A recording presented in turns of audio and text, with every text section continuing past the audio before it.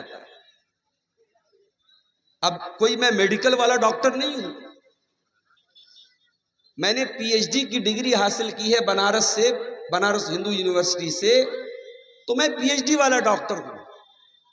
ایک مرتبہ بہار میں میرا پروگرام تھا، بہار سے مراد دربھنگا سائیڈ میں، بہار تو یہ بھی ہے۔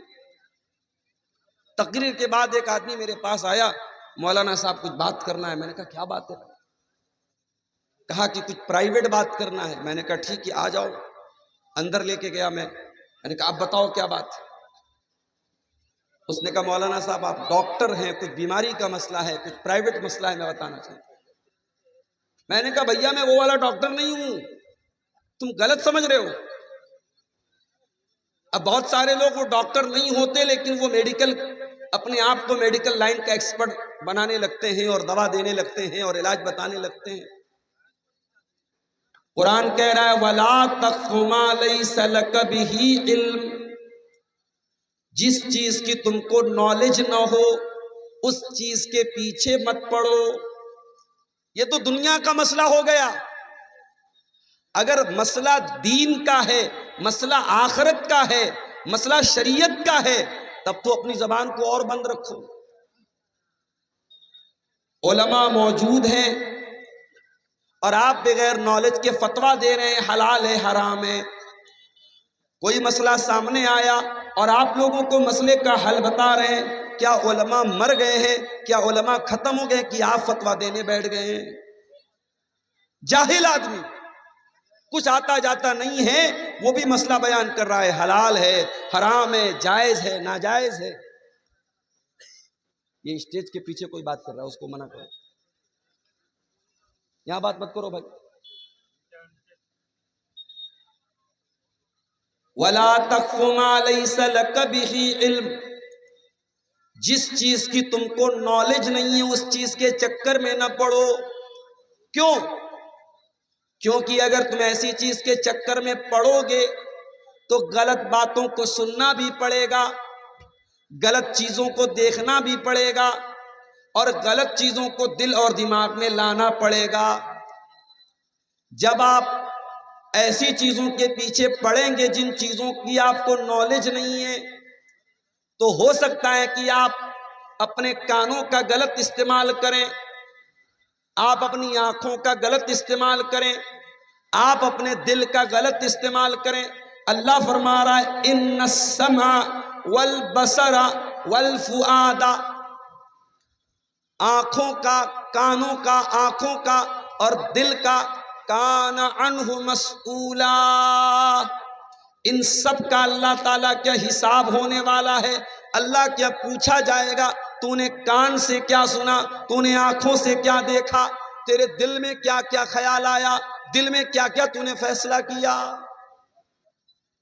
اس آیت میں اللہ تعالیٰ نے 3 چیزوں کا ذکر کیا، کان کا، آنکھوں کا اور دل کا۔ اور آج کی میری تقریر کا ٹاپک بھی یہی اللہ تعالیٰ کی 3 نعمتیں ہیں، کان، آنکھ اور دل۔ یہ 3 نعمتیں اللہ تعالیٰ کی اتنی بڑی نعمت ہے میرے بھائی۔ کان گڑبڑ ہو جائے انسان بہرا ہو جائے گا، اور انسان جب بہرا ہو جائے، کوئی بوڑھا انسان 70-80 سال کا ہو جائے اور کان کام کرنا بند کر دے، ذرا دیکھیے اس کی زندگی کتنی مشکل ہو جاتی ہے۔ اس کے سامنے لوگ گالی دیتے اس کو کوئی فرق نہیں پڑتا، گاڑی کے سامنے وہ جا رہا ہے، گاڑی والا ہارن بجا رہا ہے، اس کو کوئی فرق نہیں پڑتا۔ انسان کا کان اللہ تعالیٰ کی بہت بڑی نعمت ہے، انسان کی آنکھیں اللہ تعالیٰ کی بہت بڑی نعمت ہے۔ آنکھیں اگر اللہ تعالیٰ چھین لے، آنکھیں ختم ہو جائیں، انسان اندھا ہو جائے، ساری دنیا کی روشنی، ساری دنیا کے رنگ اس کے لیے بے القلب، وہ چہرہ نہیں ہے، وہ انسان کے بال نہیں ہے، وہ انسان کی چمڑی نہیں ہے، وہ انسان کا دل ہے۔ اگر دل خراب ہے تو انسان پورا کا پورا خراب ہے۔ تو یہ 3 نعمتیں یہ انسان کے اندر بہت ہی عظیم نعمتیں ہیں، اور انہی 3 نعمتوں کے بارے میں آج مجھے کچھ باتیں آپ کے سامنے رکھیں۔ دوسری آیت میں نے جو آپ کے سامنے پڑھی تھی وہ قرآن کے 29ویں پارے کی آیت تھی، سورہ ملک۔ قل هو الذي انشأكم وجعل لكم السمع والابصار والافئدة قليلا ما تشکرون۔ اے نبی آپ کہہ دیجئے اللہ نے تم کو پیدا کیا، تم کچھ نہیں تھے، تمہیں اللہ تعالیٰ نے وجود بخشا، تمہاری سرشٹی کی، تمہارا کریشن کیا، تمہیں دنیا میں اللہ تعالیٰ نے پیدا کیا۔ وَجَعَلَ لَكُمُ السَّمْعَ، اور اللہ نے تمہارا کان بنایا، وَالْأَبْصَارَ آنکھیں بنائی، وَالْأَفْئِدَةَ اور دل بنایا، قَلِيلًا مَا تَشْكُرُونَ لیکن تم اللہ کا بہت کم شکریہ ادا کرتے ہو۔ تم کان کا بھی غلط استعمال کرتے ہو، آنکھوں کا بھی غلط استعمال کرتے ہو، اور دل کا بھی غلط استعمال کرتے ہو۔ تو یہ 3 نعمتیں ہیں، کان، آنکھ اور دل۔ اس پر آج ہم کچھ بات کریں گے۔ آئیے سب سے پہلے کان کی طرف آتے ہیں۔ کان سے ہم کیا کرتے ہیں؟ سنتے ہیں۔ سوال پیدا ہوتا ہے کان سے کیا سننا چاہیے اور کیا نہیں سننا چاہیے۔ کان سے ہمیں اور آپ کو کیا سننا چاہیے؟ اس میں سب سے نمبر 1، سب سے پہلی چیز جو کان سے ہم کو سننا چاہیے، جو اللہ کو پسند ہے، جو رسول کو پسند ہے، جو فرشتوں کو پسند ہے، وہ کیا ہے؟ وہ قرآن ہے۔ قرآن کا سننا اللہ تعالیٰ کو بہت پسند ہے۔ اسی لیے اللہ قرآن میں بار بار کہتا ہے کہ اے میرے بندو، وَإِذَا قُرِئَ الْقُرْآنُ فَاسْتَمِعُوا لَهُ وَأَنصِتُوا، جب قرآن پڑھا جائے تو غور سے سنو اور خاموش رہو، لَعَلَّكُمْ تُرْحَمُونَ تاکہ تم پر رحم کیا جائے۔ گویا اللہ تعالیٰ قرآن کو سننے کا حکم دے رہا ہے۔ یہ الگ بات ہے کہ ہم اور آپ دن رات آج گانے تو سن رہے ہیں، میوزک تو سن رہے ہیں، ناچ گانے تو دیکھ رہے ہیں اور سن رہے ہیں، مگر قرآن کو سننے کا ہمارے پاس ٹائم نہیں ہے، اور نہ قرآن کو سننے کے بعد ہمارے دل کے اندر، ہمارے ہردے کے اندر کوئی پریورتن ہوتا ہے، کوئی چینجنگ ہوتی ہے۔ قرآن کوئی معمولی کتاب تو نہیں ہے میرے بھائی۔ لو انزلنا هذا القرآن على جبل لرأيته خاشعا متصدعا من خشية الله۔ اللہ کہتا اگر اس قرآن کو ہم نے کسی پہاڑ کے اوپر اتارا ہوتا تو پہاڑ بھی اللہ کے خوف سے چور چور ہو جاتا، ریزہ ریزہ ہو جاتا، ٹکڑے ٹکڑے ہو جاتا۔ اگر پہاڑ قرآن کریم کے طاقت کو اور قرآن کریم کے اثر کو سہن نہیں کر سکتا تو اے انسانوں، تمہارے دل کی کیا اوقات ہے؟ تمہارے سینے کا جو دل ہے یہ تو بہت معمولی سا دل ہے، اگر اس دل پر قرآن کی چوٹ لگے گی تو دل ضرور بدلے گا، دل پر ضرور چینجنگ۔ فضیل ابن عیاض نام کا ایک ڈاکو ہے جس کا کام ہے ڈاکہ ڈالنا۔ وہ لوگوں کو لوٹتا ہے، مارتا ہے، لوگوں کا مال چھین لیتا ہے۔ ایک رات کا واقعہ ہے، فضیل ابن عیاض ایک مکان کی چھت پر جاتا ہے ڈاکہ ڈالنے کے لیے۔ رات کا سناٹا، اللہ کا کوئی بندہ قرآن پڑھ رہا ہے، اور قرآن پڑھتے پڑھتے اللہ کا بندہ اس قرآن کی اس آیت کے اوپر پہنچتا ہے، أَلَمْ يَأْنِ لِلَّذِينَ آمَنُوا أَن تَخْشَعَ قُلُوبُهُمْ لِذِكْرِ اللَّهِ،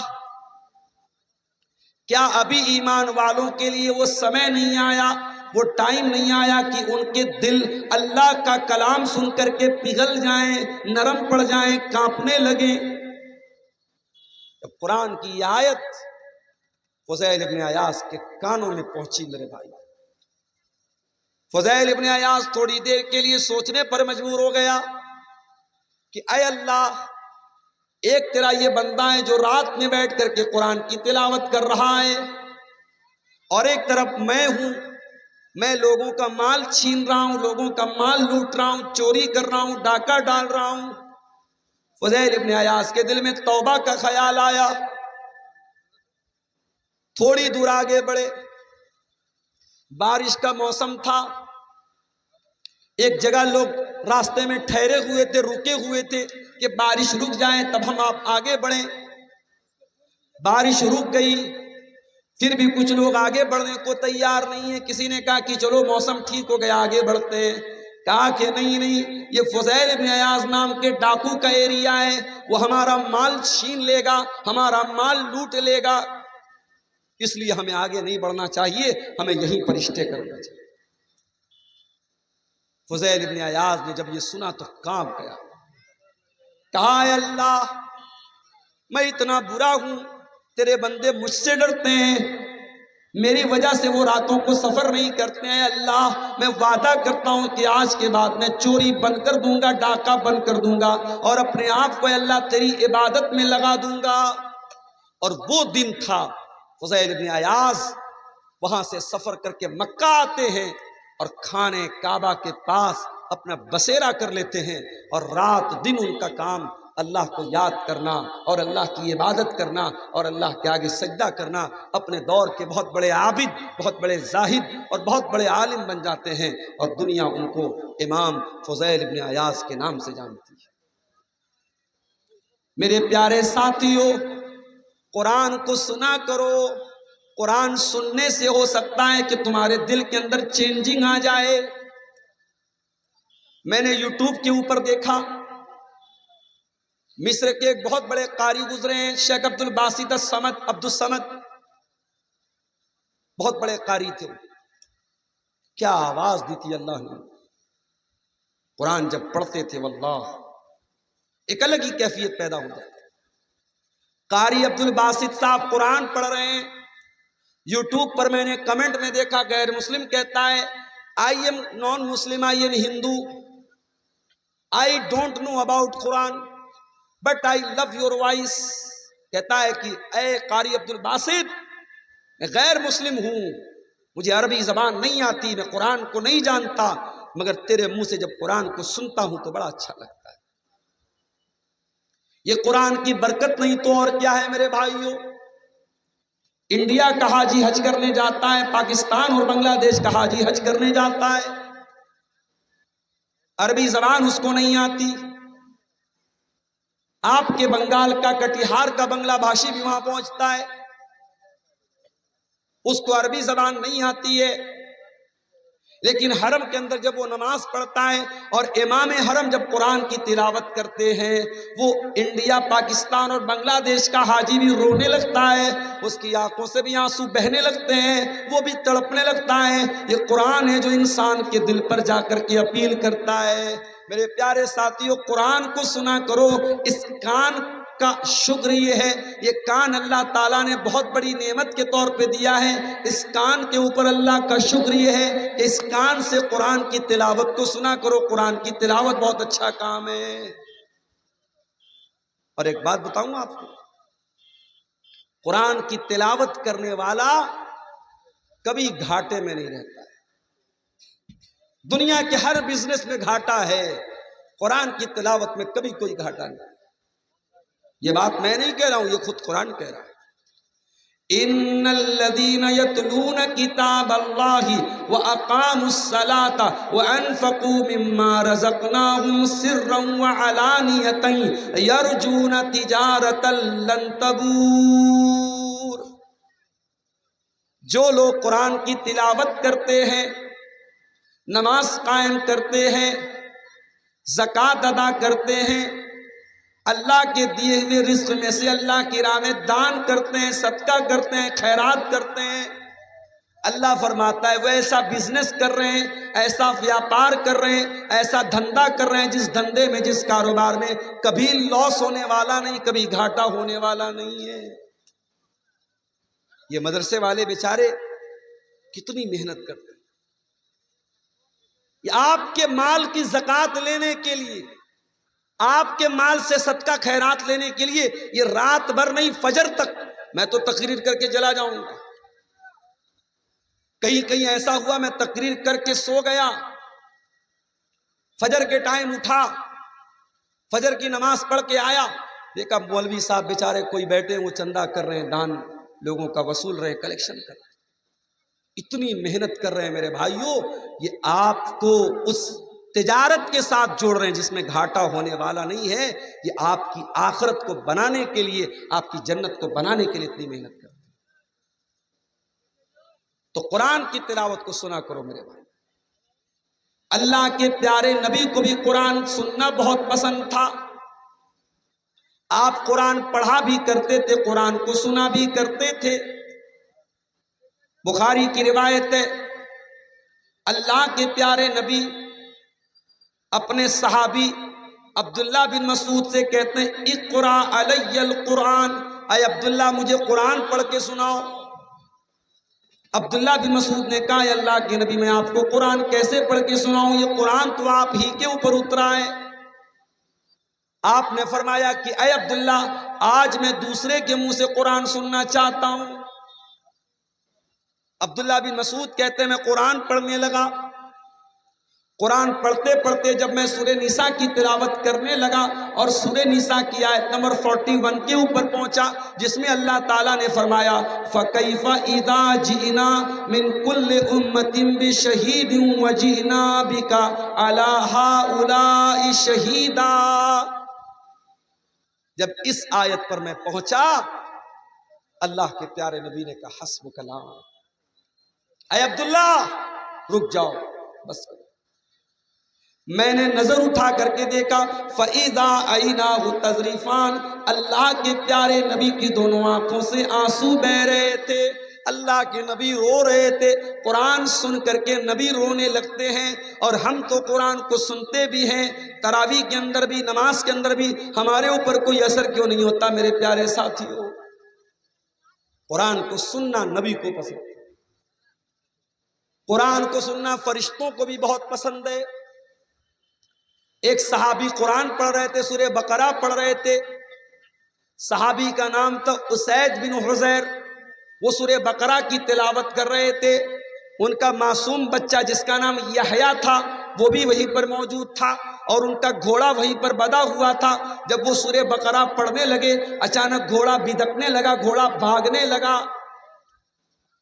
حضرت اسید بن حضیر نے جلدی سے نماز ختم کی، اپنے بچے کو سنبھالا، ڈر گئے کہیں گھوڑا اپنی رسی کو توڑ کر میرے بچے کو کہیں کچل نہ دے، میرے بچے کو کہیں اپنے پیر سے اپنے قدم سے کہیں کچل نہ دے۔ اس کے بعد آسمان کی طرف نظر اٹھا کے دیکھا، آسمان میں ان کو بدلی نظر آئی، آسمان میں بادل نظر آیا اور بادل کے بیچ میں کچھ چمکتا ہوا نظر آیا۔ صبح ہوئی، اللہ کے پیارے نبی کے پاس آئے، کہا اے اللہ کے نبی کل میں قرآن پڑھ رہا تھا، سورہ بقرہ کی تلاوت کر رہا تھا، میرا گھوڑا وہیں پر بندھا ہوا تھا، جب میں تلاوت کرنے لگا تو گھوڑا میرا بھاگنے لگا، بدکنے لگا، میرا معصوم بچہ بھی وہیں پر تھا، میں ڈر گیا کہیں میرے بچے کو نقصان نہ پہنچ جائے۔ میں نے نظر اٹھا کے دیکھا تو آسمان میں بدلی نظر آئی، بادل نظر آیا اور بادل کے بیچ میں کچھ روشنی مجھے نظر آئی۔ اللہ کے نبی نے فرمایا اے اسید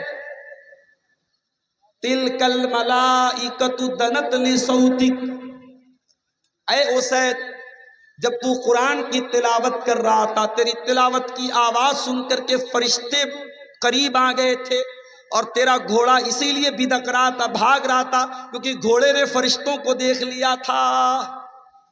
اس کا مطلب یہ ہوا کہ قرآن کریم کی تلاوت جب کی جاتی ہے تو فرشتوں کو بھی بہت اچھا لگتا ہے اور فرشتے بھی قرآن کو سنتے ہیں میرے پیارے سے۔ دنیا میں ہم اور آپ رہتے ہیں، ہمارے ساتھ ایک اور مخلوق رہتی ہے جس کا نام جنات ہے، جن ہے۔ جنات بھی قرآن کو سنتے ہیں اور قرآن کو سن کر کے ایک مرتبہ قرآن کو سن کر کے جنات ایمان لے آئے۔ ہم تو رات رات بھر تقریر سن رہے ہیں، سیمانچل کے جلسے دسمبر جنوری نومبر میں بھرے پڑے ہیں، رات رات بھر قرآن سن رہے ہیں، ہمارے اوپر تو کوئی چینجنگ نہیں ہو رہی ہے۔ جنات نے ایک مرتبہ قرآن سنا، قل اوحی الی انہ استمع نفر من الجن فقالوا انا سمعنا قرآنا عجبا. جنات نے ایک مرتبہ قرآن سنا اور ایمان لے آئے اور پیارے رسول کا کلمہ پڑھ لیا اور پیارے نبی کے اوپر ایمان لے آئے. تو کان کا پہلا کام کیا کرنا ہے؟ قرآن کو سننا ہے. اور آگے بڑھیے، اس کان کا صحیح استعمال کرنا ہے تو اس کان سے اللہ کے پیارے نبی کی حدیثوں کو سنا کرو. میں جانتا ہوں بنگلہ زبان کے بہت سارے وقتا ایسے بھی ہیں یوٹیوب کے اوپر، ان کے ویورز لاکھوں کی تعداد میں ہیں، لیکن تھوڑی بہت بنگلہ جو مجھ کو آتی ہے اس کی روشنی میں دعوے کے ساتھ یہ کہہ سکتا ہوں کہ بنگلہ زبان کے وہ مقررین جن کو یوٹیوب پر سننے والے لاکھوں کی تعداد میں ہیں، اور ظاہر ہے ان کو یو پی والے تو نہیں سن رہے ہیں، ان کو آپ کے بہار بنگال کے لوگ ہی سنتے ہیں.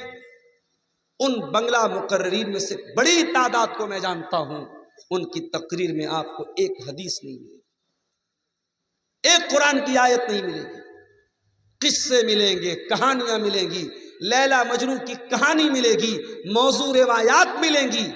میرے پیارے ساتھیوں، میں کسی کی توہین نہیں کر رہا ہوں، بہت اچھے اچھے علماء بھی بنگلہ زبان میں بولتے ہیں، مگر یاد رکھیے شیرشاہ بادیوں، آپ کی ذمہ داری ہے آپ اپنی نوجوان نسل کو، اپنے بچوں کو، اپنی بچیوں کو ایسا بنائیے وہ قرآن کو سننے والے بنے، وہ حدیثوں کو سننے والے بنے. جس طریقے سے قرآن کو سننا ثواب کا کام ہے، ویسے ہی حدیث کو سننا بھی ثواب کا کام ہے.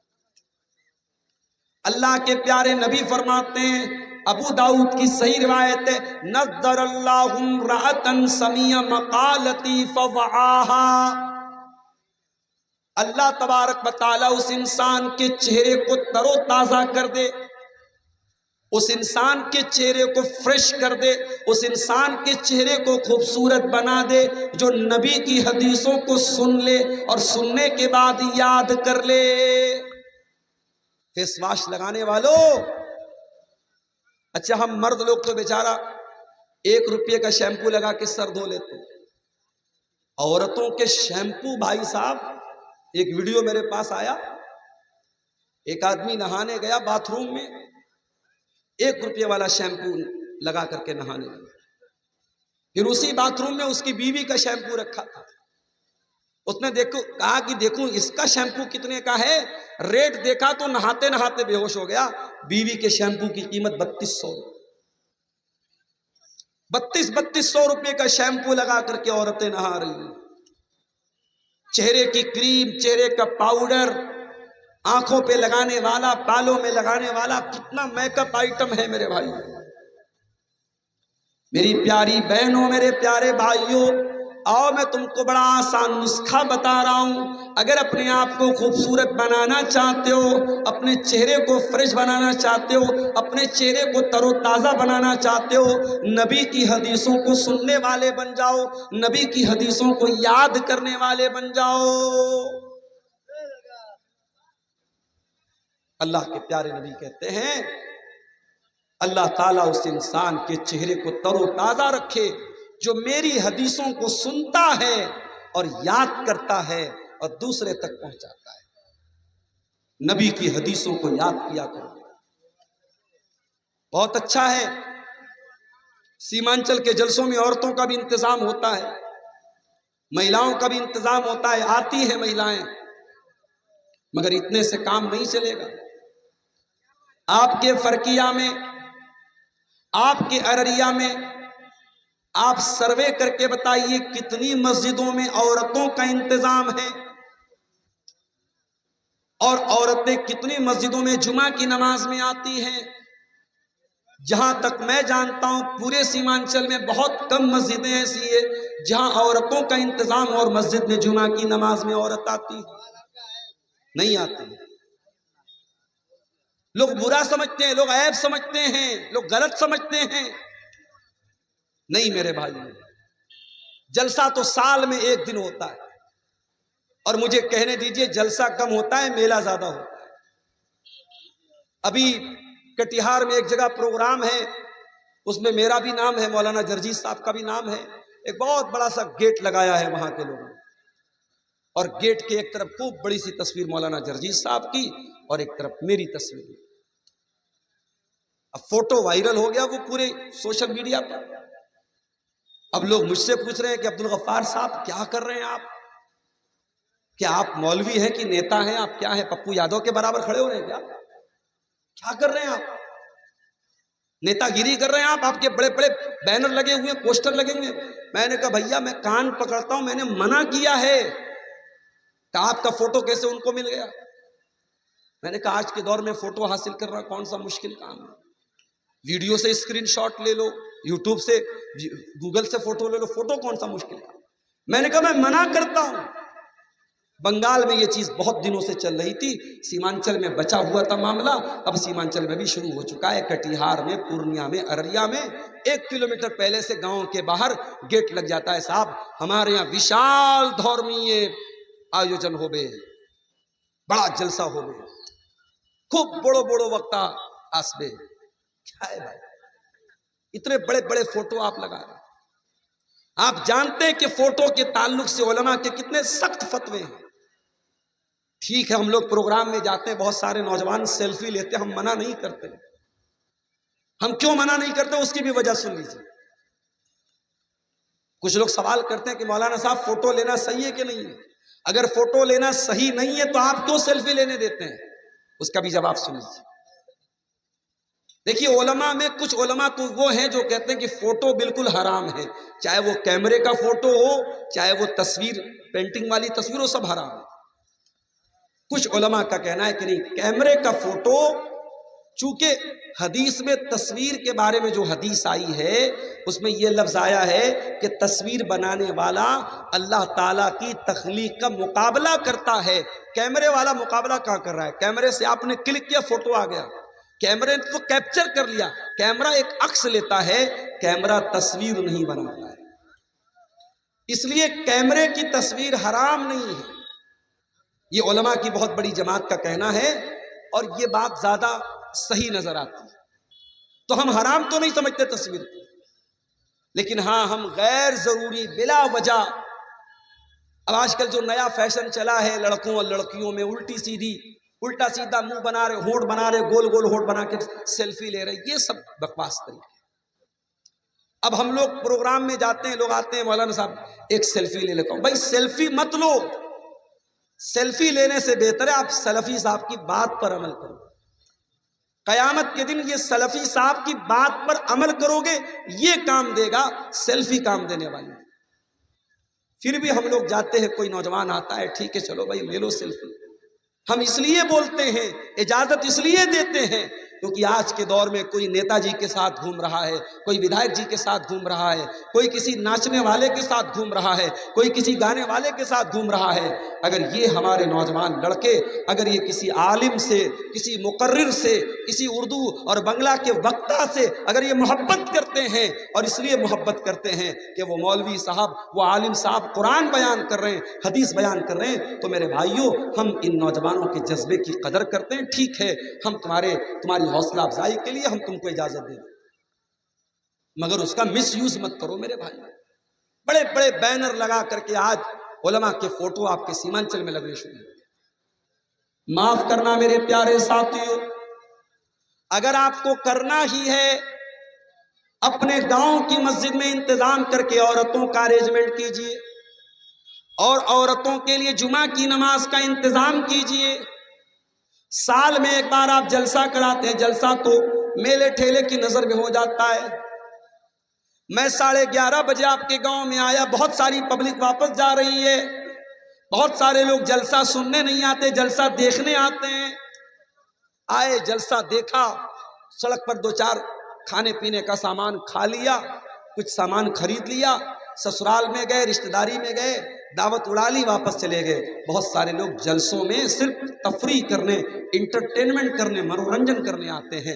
میرے پیارے ساتھیوں، یہ جلسہ یہ آپ کو دین کی تعلیم سکھانے کے لیے یہ پریاپت نہیں ہے، یہ انف نہیں ہے، یہ کافی نہیں ہے۔ اپنی مسجدوں میں جمعہ کے لیے اچھے خطیب کا انتظام کرو، اچھے عالم کا انتظام کرو، اور معاف کرنا 2,000 روپے میں آپ کو اچھا عالم تو نہیں ملے گا۔ جمعہ پڑھانے والے کو 2,000 روپیہ آپ دیں گے، اور اذان دینے والے کو آپ 1,000 روپیہ دیں گے، اور آپ یہ توقع کریں گے کہ اذان دینے والا مکے کے مؤذن کے جیسی اذان دے دے، اور خطبہ دینے والا علامہ احسان الہی ظہیر جیسی تقریر کرے، تو یہ میرے پیارے ساتھیوں 2,000 میں یہ ممکن نہیں ہے۔ اچھی تنخواہ دیجیے، اچھے عالم کو رکھیے، اور عورتوں کا انتظام کیجیے۔ اور آپ کے علاقے میں جامعہ حسنہ للبنات شیخ مفیظ الدین ریاضی صاحب کا ادارہ میں گیا ہوں، وہاں ایک بہت اچھا آپشن ہے آپ کے پاس۔